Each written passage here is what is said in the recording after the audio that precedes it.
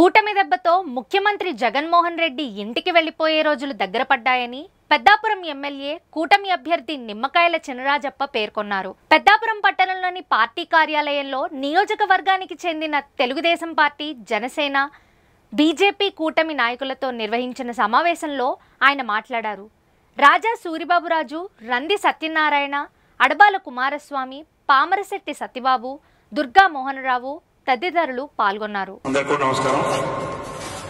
సభాధ్యక్షులు సూరిబాబురాజు గారు, మోహన్ వెంకటరమణ గారు, అలాగే మన బీజేపీ కన్వీనర్ వెంకటరమణ గారు, పార్టీ ప్రెసిడెంట్ సత్యబాబు గారు, అలాగే మా ఇద్దరు కూడా సత్యబాబు గారే, వెంకటరమణ గారు, అలాగే బీజేపీ జనసేన నాయకులు, అలాగే టీడీపీ నాయకులు, అలాగే ఇక్కడికి వచ్చేసిన పెద్దలందరికీ కూడా నమస్కారం. చాలా సంతోషం.